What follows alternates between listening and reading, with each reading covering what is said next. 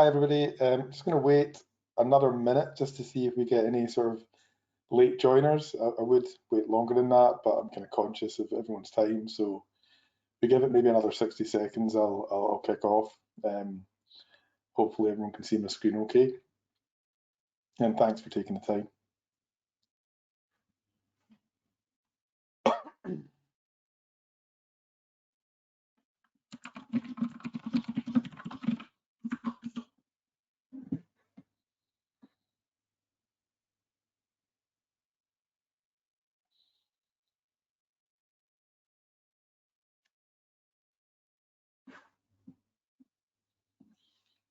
I was a bit worried about product placement, so less said about that, the better.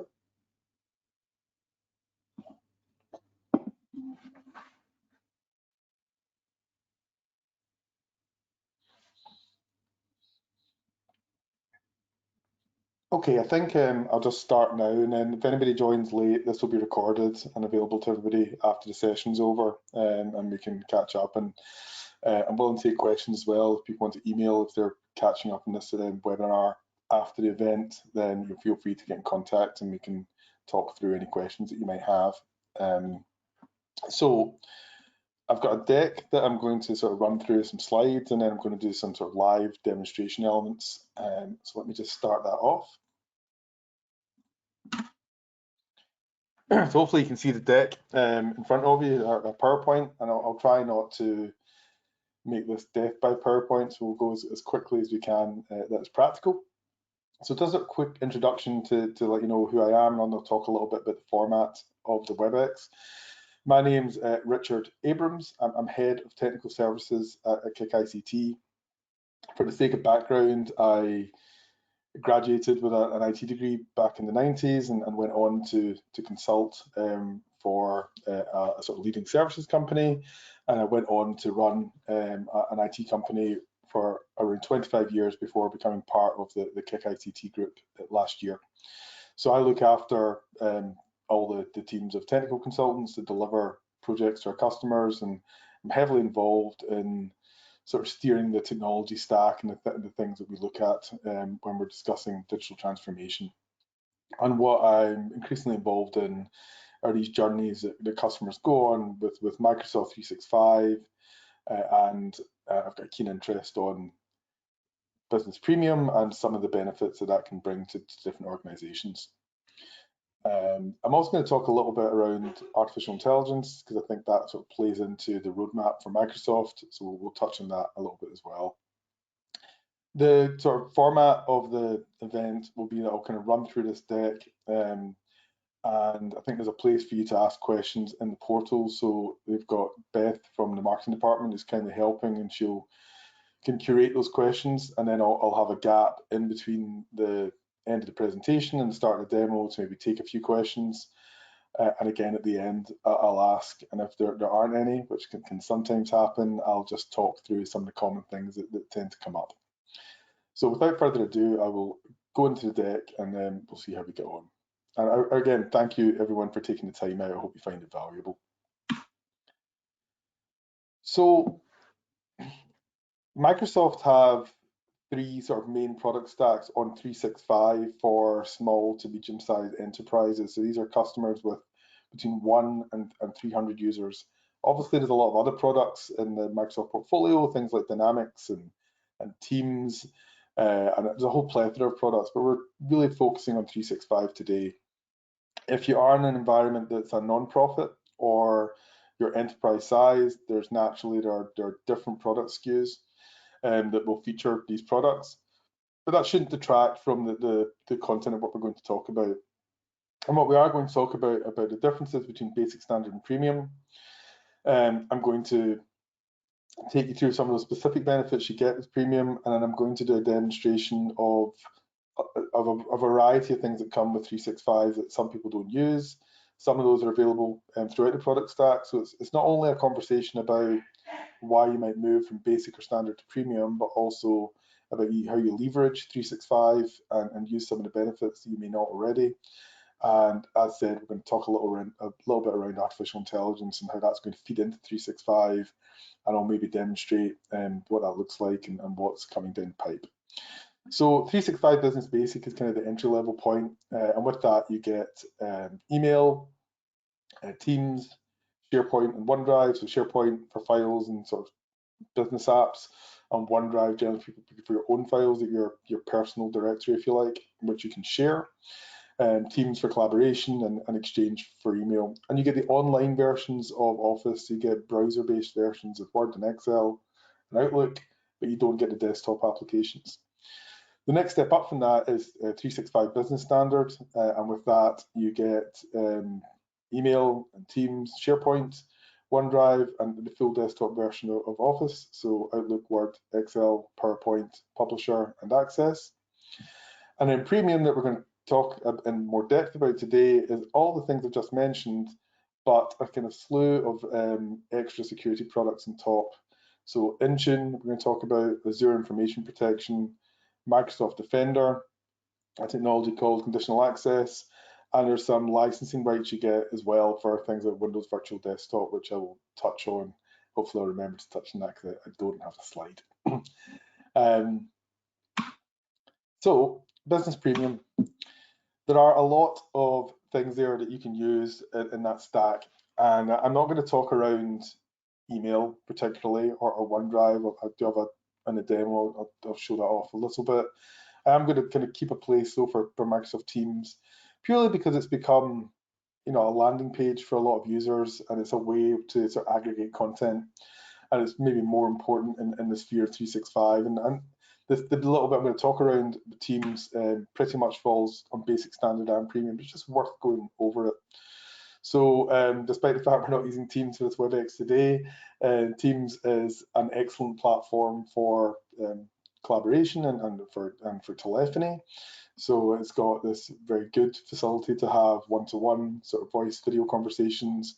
It has breakout rooms. You can have larger conversations like the one we're having today, where there's a WebEx. But one of the feature sets that comes within that is the ability to record and transcribe meetings. And that's very useful because, particularly in a hybrid world where people are participating or not with meetings in real time, it allows them to catch up. The videos are recorded, and you can replay them back in something called Microsoft Stream, and they're transcribed. And the transcriptions are going to become much more important than people realize, as once the artificial intelligence starts to fold in, the AI will be able to look at those transcriptions and surface actions and tasks that need to be taken. It will be able to write minutes and bring together that content and sort through all the noise and tell you who said what and what the key points were. So there's some growth in that that's going to come in the not too distant future. And they've done a lot of work on the video quality and noise suppression as well to give everyone a good experience. And then there's the ability to have sort of chats and Teams conversations and channels. So that's a function that we use heavily at Kik, and it seems to be, it's not Marmite, but it's definitely a broad church of view about how much that gets used within clients. So you've got chat that's similar to Skype or Facebook Messenger for one-to-one conversations, and then you have this team section where you can have channels. Often that's organized into departments, and then so the teams themselves could be departments within an organization, and the channels can be projects or particular things that the company does. So in the example in the bottom right, you can see there's different channels for customer accounts and marketing, etc., etc. And what it allows you to do is bring together sort of multimodal content into one place. So you can have tabs that take you to files or OneDrive or SharePoint. It opens up the ability to easily access files where you can collaborate in real time. So people can, with 365, which I'm sure most of you already know, but we'll cover it in case you don't, and not like a file server. If your files are stored in Teams or SharePoint or OneDrive, you can edit them in real time together, so multiple people can work in a Word document or an Excel file, and they'll see those changes in real time. And you get this sort of version control with them as well, where you can go back to different versions, and also quite a lot of functionality around sort of GDPR, so you can do search and delete and things like legal hold, where you can do forensics and look for data in a very useful way. So very useful, and a lot of that is brought into Teams. And because it's in that sort of Teams format, it becomes a lot simpler to share it out with people. So you can have external people participate in those Teams channels, you can share files, and you can control access. And much of what we're trying to do there is to move away from this world where files are sent as attachments on emails. The old world would be you could have 6 or 7 different versions of a Word document. Nobody knows the provenance of where that document came from. It's difficult to control access to that once it's left the organization. So by using Teams to collaborate with people, you can take control of security, you can take control of the conversation, it's got all that multimodal stuff. And then what a lot of companies are doing, KIK included, is integration of their telephone system into Teams. So you can either have phone systems that are third-party phone systems that integrate with Teams, or you can have a telephone experience that is native to Teams. And there's a number of benefits to doing that. You can have your voicemails accessible within Teams, but they are transcribed, so they can text the voice message, albeit the translations can be a little bit off. They can get sent through as a message into Teams. Your contact list can be available in the Teams app, and so it's less jarring. So I think there was a problem in the pandemic for some organisations where everything's ringing, like there's a telephone call on Teams, and then you've got a telephone call on a different phone system, and that can be quite a difficult experience for users. So by bringing everything together in Teams, it's a better experience for users and more collaborative and increases productivity. That's all I wanted to say in Teams, and I'm not going to talk about email. I think if we don't know what email is by this stage, then it's probably a wider discussion. And then I want to talk a little bit around security, and this is the start of where the benefits of Business Premium sort of come to play. And we'll talk about exactly that value proposition in terms of licensing in a little bit. So I want to talk a little bit around identity.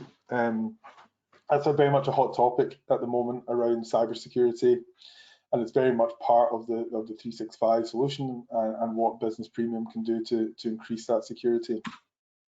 So you'll probably all be familiar with multi-factor authentication. So this is the sort of second code that you get when you try to log in. Often people have it when they try to log into their bank. They have to check their phone for a text message, and increasingly and hopefully for customers that are on 365, you have multi-factor authentication enabled.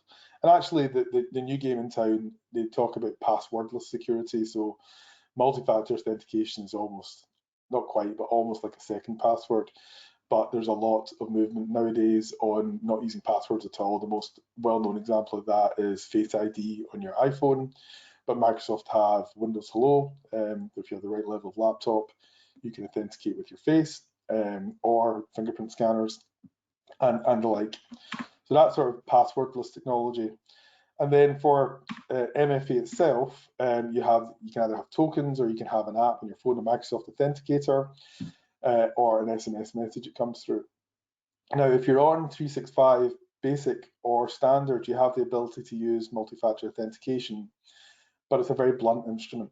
And it's a blunt instrument that carries quite a few risks that are notable.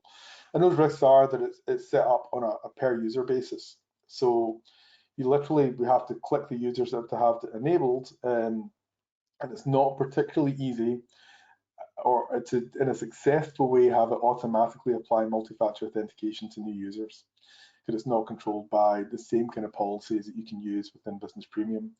And what the concern is with that is that human error comes in, somebody forgets a process, and sort of the last user that started didn't get MFA set up. They get phished with a PH and their password stolen, and there's a breach on security. So one of the things that comes to bear with Business Premium is something called Azure Active Directory. Now, it might be slightly technical in some of the content, but I can work that back at the end if we need to. But I'll try and keep it on a level that hopefully will appeal to, again, a sort of broad church of skill. But you get this thing called Azure Active Directory and another thing called Intune that we'll talk about in a little bit. And what those two things combined allow you to do is create sort of thing called conditional access policies. And those policies let you control where people can log in from, when they can log in, and who can log in a way that you can't do with per user. So not only do we have this ability to get sort of granular control of multi-factor authentication and have that automatically deployed for users, But we can also do things like geofencing. So we can say that if we don't trust certain bad actors, so let's say we don't want anyone with a Russian IP address, if we consider them to be bad actors, to log in, we can block access from certain countries. So we can say we're blocking access from, in fact, in Kik, they take quite a closed approach to this, and they block access from any foreign country. And then there's a policy in place where if I'm going on annual leave to Spain, let's say for 2 weeks, I'll notify someone and it'll open out access. Other organizations are a little bit more open and they might block access from, say, China and Russia and places that are deemed to be bad actors where there can be sort of attempts at hacking. So it gives you this geofencing control, and it also allows you to control things at user level and device level. So with the mix of Intune and Azure Active Directory, we can say that only machines that have an authenticated user to Azure, that where a machine is joined to Azure Active Directory or enrolled in Intune can access certain things. So that means we can now say that bring your own device or people in a web cafe do not get access to Office 365, or we allow that for certain users and not for others. The general sort of take-home point is it gives you this granular control in a multitude of ways to multi-factor authentication.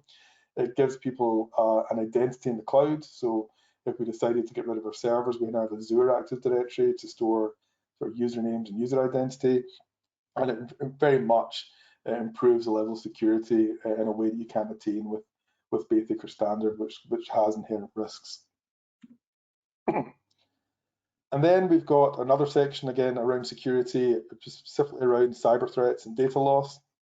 And this is a product called Defender for Business. So Defender for Business is an advanced sort of protection suite.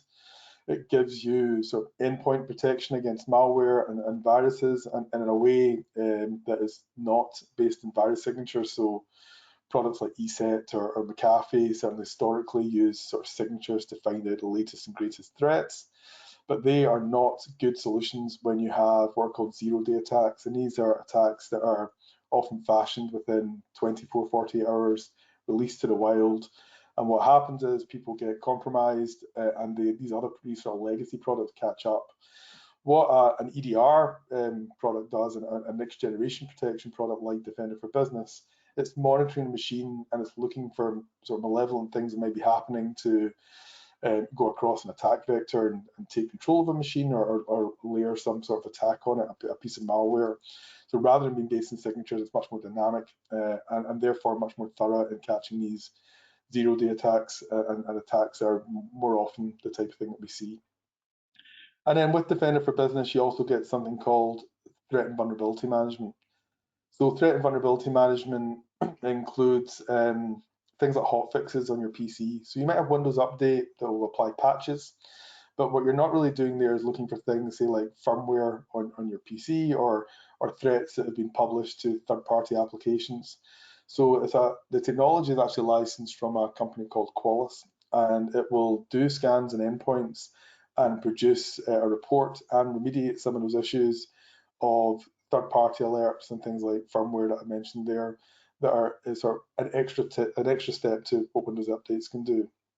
And very important because you can a firmware update that's been exposed can be just as much of a risk as the latest Windows patch. So if you're just patching the Windows operating system, you're potentially missing things that could be important and needed for things like Cyber Essentials or Cyber Essentials Plus or ISO 27001. And then the final piece of Defender for Business is something called web content filtering, and that will allow you to replace, say, a product like Cisco Umbrella, if you're familiar with that, that will block certain types of web content from users, again, in a granular way. So if we wanted to block adult content, or gambling or pornography or all these types of things that you don't want in the workplace, you can stop them through web content filtering. You could even go as far as to be prohibited in things like social networks if you didn't want people to access sort of Instagram on your PC during the day. So you get so Defender for Business is a sort of trio of endpoint protection, threat and vulnerability management, and web content filtering. Again, it's not available basic or standard and comes bundled with premium. Then you get Defender for Office 365 as another product that's bundled with premium. So all people on Office 365 that are using email get a product called Exchange Online Protection, which is an anti-spam engine. Exchange Online Protection will do the things you would expect. It will try and block those inheritances from foreign countries that you didn't think you had, or pharmaceuticals that sound a bit dodgy. It'll do all that kind of sort of general anti-spam stuff in a fairly good way. But what it doesn't really do is sort of deep inspection of mails that may look benign, but are actually malignant and carry threats. So there's a few different things that come with Defender for Office 365 that help achieve that. There is something called safe links. So if somebody sends you a link through Teams, and this is the other important point to note, this isn't just email, it will touch Teams and OneDrive as well at various points in the cloud experience with 365. But if somebody sends you a link in Teams or an email, Microsoft can sort of detonate that link in a, not detonate, but something go to that link in a sandbox, and it will check that that link is okay, and it will present a safe link back to the user so they know that that link isn't a sort of honey trap that's leading them to a bad website that may cause them harm. And it does the same thing with attachments as well. So we talked about Defender for Business, and we talked about antivirus products and anti-malware products you might have. But before it gets to that, if an email comes in or a Teams message comes in with an attachment, and here's where detonate is the right term, Microsoft will detonate that attachment again in a sandbox cloud environment, make sure that it's okay and there's nothing bad in it, and then facilitate access to it. And I'll show you what that looks like in a moment. Not too much more sort of death by PowerPoint if I'm losing the audience.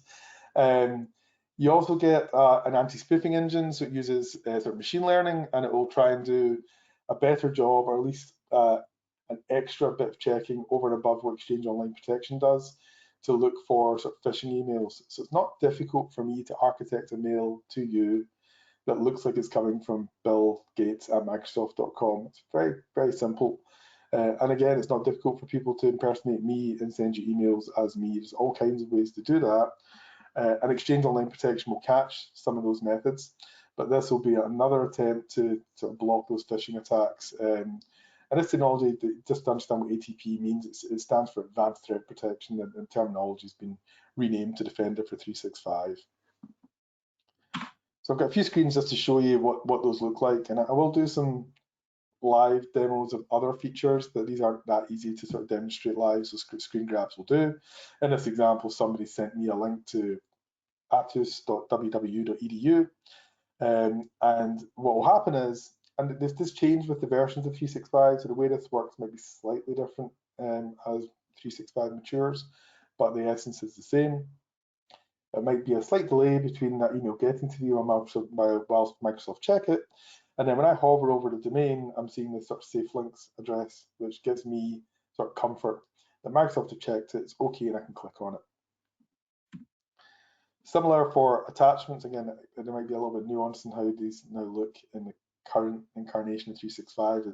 It's a constantly evolving platform, but the illustration is clear. This document has come to me, and Microsoft put a kind of placeholder email in that says we're making sure the attachment's safe, and it will change, the email actually changes in web access, and I get the full delivery of it, and then I can open it up. So that's Microsoft opening up the PDF, making sure it's fine by running it against their own sort of vulnerability scanner, malware scanner, and then presenting it to me. And that's before it might hit my own antivirus, so it's like another layer of protection. And how those look as well, if I open up a file, say, and it's been sort of shared with me through OneDrive or any other sort of means, and I opened it up in Excel in this example, you can see it says protected view, and the file's been verified. And when I immediately open the file up, it will not allow me to edit it. It will give me the sort of preview window, and I'll be blocked from editing it. And what it's doing there is Microsoft are checking it to see if there's any macros or any hidden code that might run that might cause a problem. And all I have to do is sit back and sort of wait 10-15 seconds. It tells me I'm in this protected view and asks me to enable editing, having been checked by Defender to say that it hasn't detected any threats.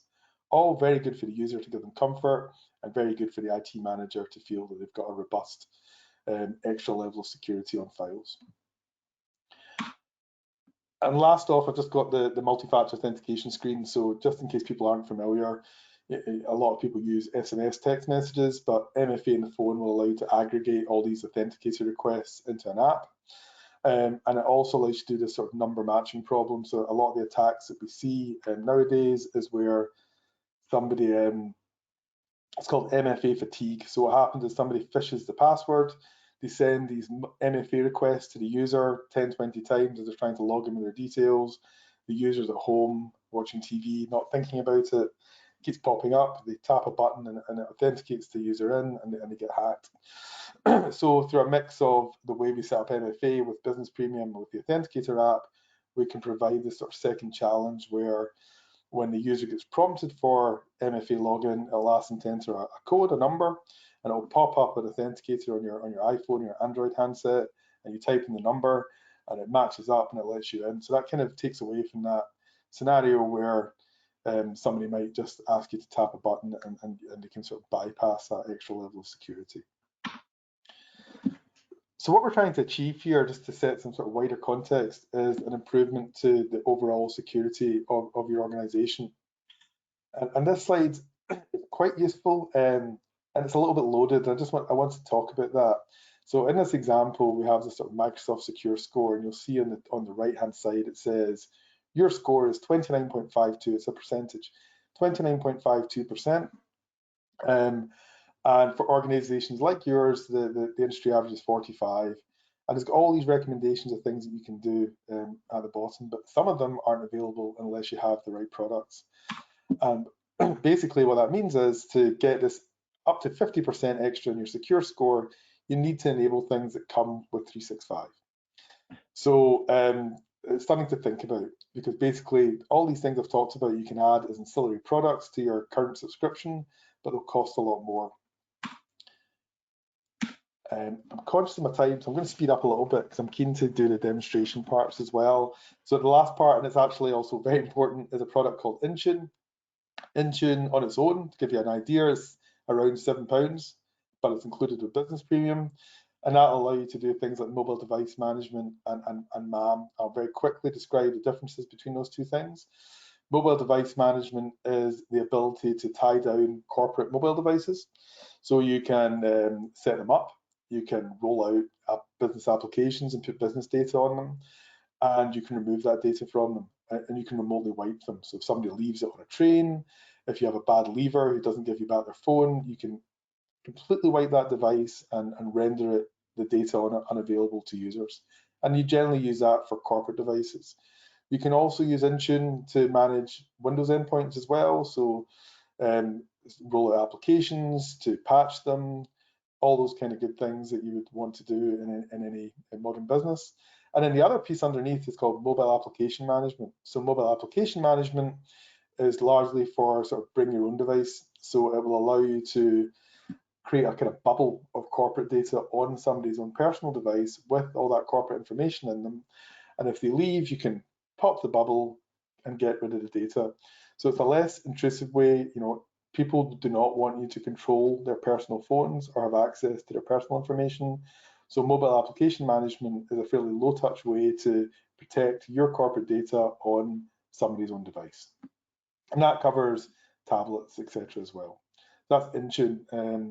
There's a lot of other things in Intune as well, like Autopilot, that will allow you to script deployment of new PCs. So a PC can come from a manufacturer and it can go straight to the user, and if it's all set up correctly, it will almost self-install without having to do the manual installation process. There's a lot. We could have a whole separate session in Intune, so I'm keen to talk about that if anyone's interested. Last slide is to talk about the pricing, and then I'm going to spend 10 minutes-ish very quickly going through a demo, maybe stretch towards 15. I'm conscious of questions. If anyone's got questions, please ask them through the WebEx portal, and they'll pop up for me.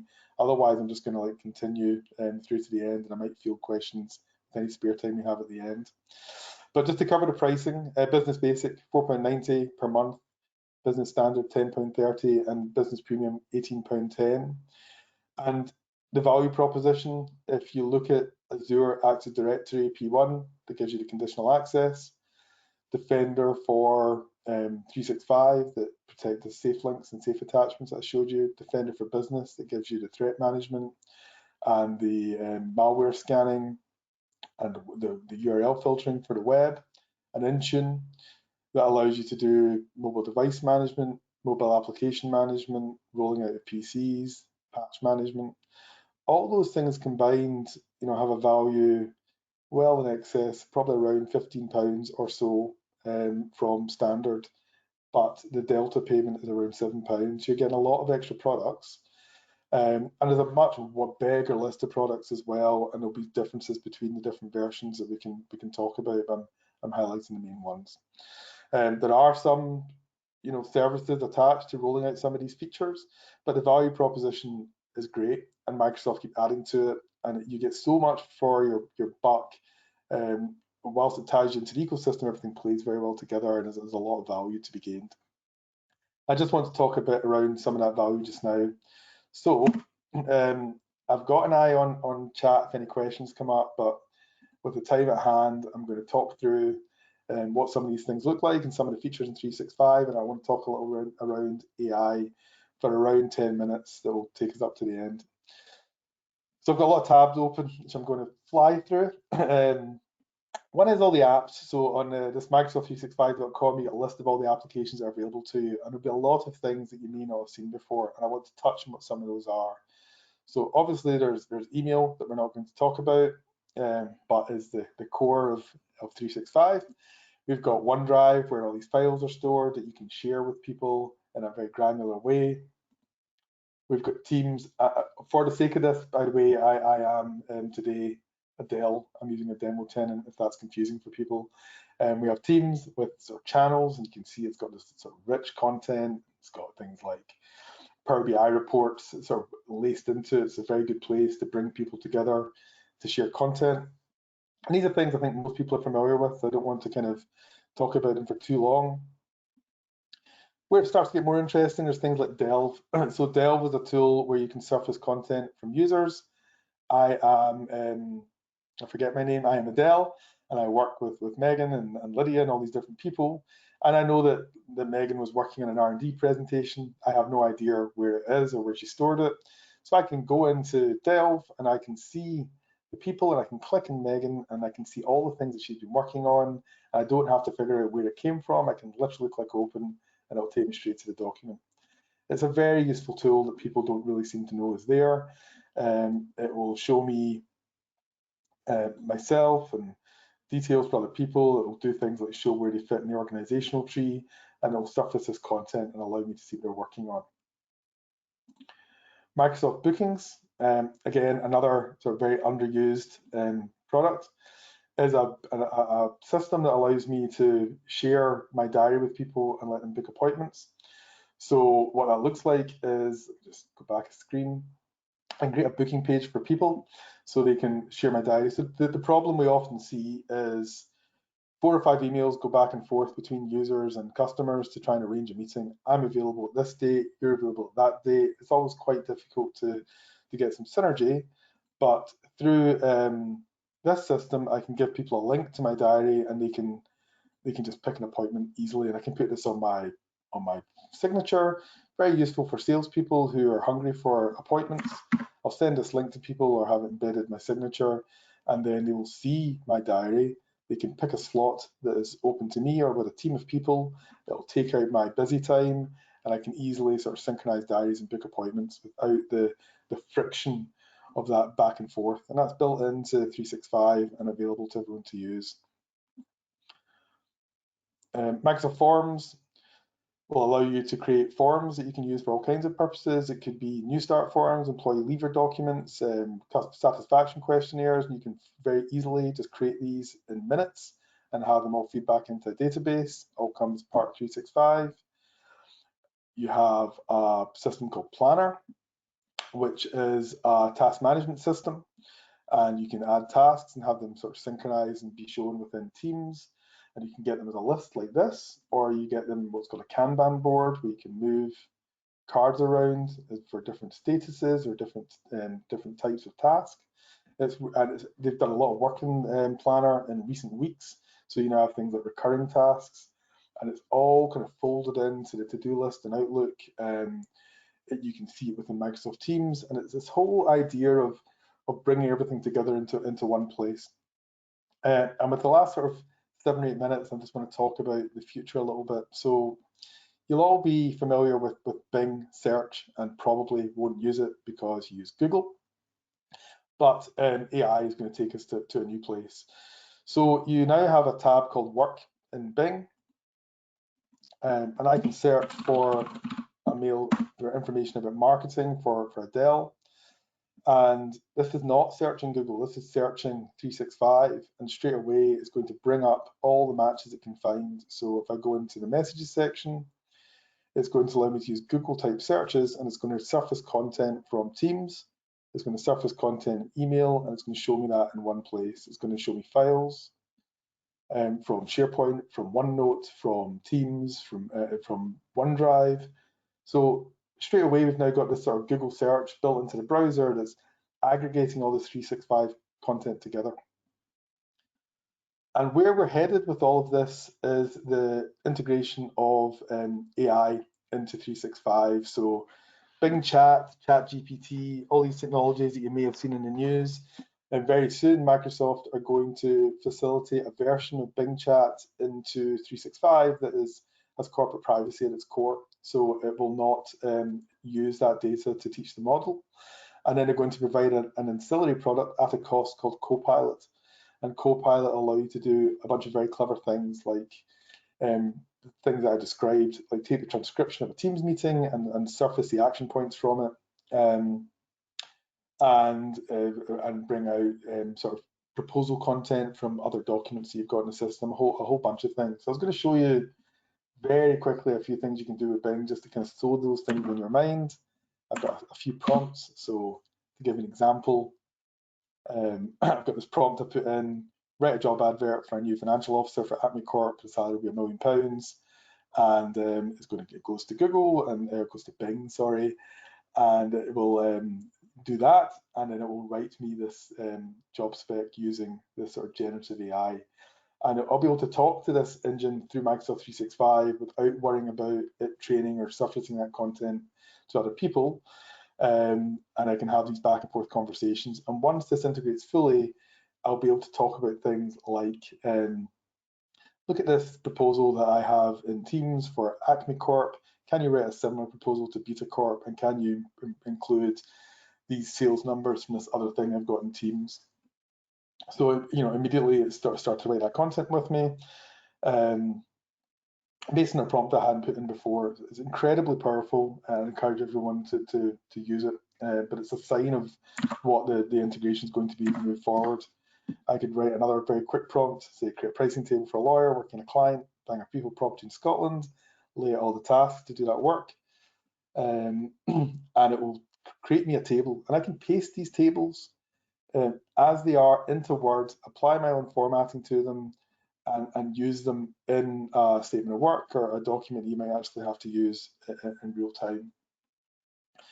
Again, very powerful, and you can feed it content that's quite raw from, say, your own pre-sales people in your own organizations, and it'll work that content with you. You can have conversations about it, improve it, and this is going to fold into Business Premium and all these other things that we've talked about. Running out of time, so if there's any questions, I'm going to go right to the depth on the AI stuff, and I'll field any questions. But what I would say is, if you want to talk about any of this afterwards, then absolutely come and get in touch with Beth or with me via email. We'll send details at the end, and you can we can have a separate session. I'm more than happy to do. Sorry, I was trying to do a fun tab, running out of time. I'm happy to do one-to-ones to go into this in a little bit more depth. I just wanted to show you that it's sort of multimodal.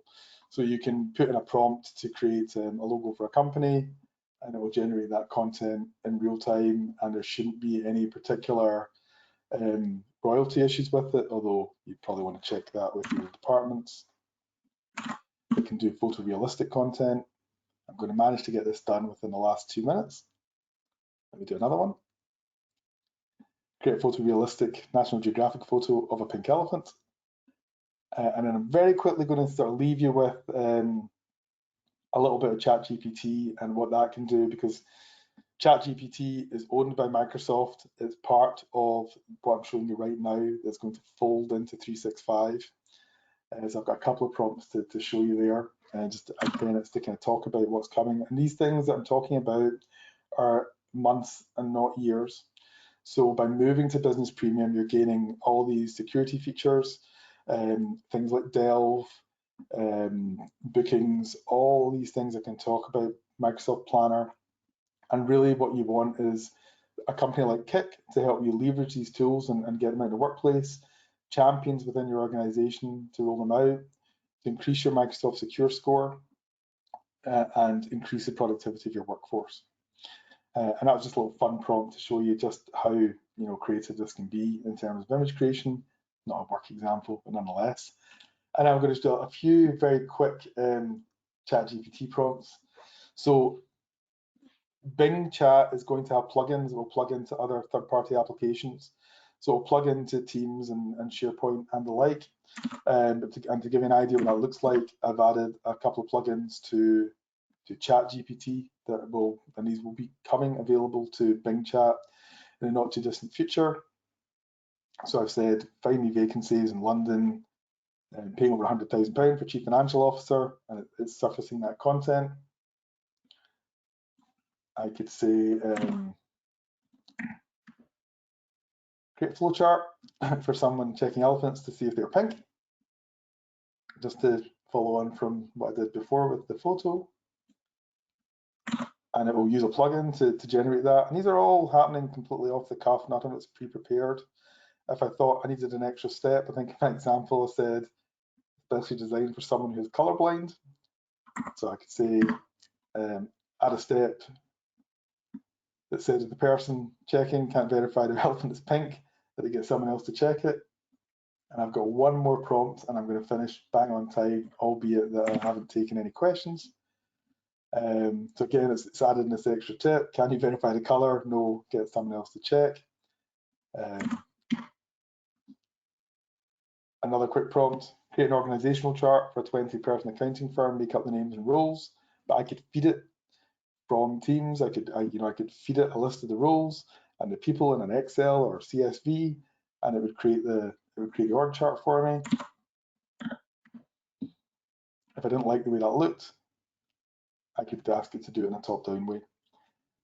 That is me. I have talked for 43 minutes, and I've covered an awful lot of things, so I'm aware of that. So I just want to leave you with a kind of few thoughts, which are that 365 Business Premium is going to give you this complete suite of Microsoft products. It's going to give you Intune, Defender, Defender for Business. It's going to aggregate all these products together, and as we move into this new era of artificial intelligence and the way that Microsoft are folding all these things together, the value proposition is huge. It's going to enable digital transformation within your business. It's going to secure your important data and your devices, your users, stop them being phished and attacked. And it's going to help you move towards a sort of cloud-first type model. And Microsoft may not have the best thing in every single category we've talked about, but they're all thereabouts. They all sit in top right in Gartner quadrants, if that's the type of thing you're looking at. And together, I think the value proposition is incredibly compelling. I'd love to talk to you about it in a separate session. Thank you for listening. Hope it wasn't too much. Thank you.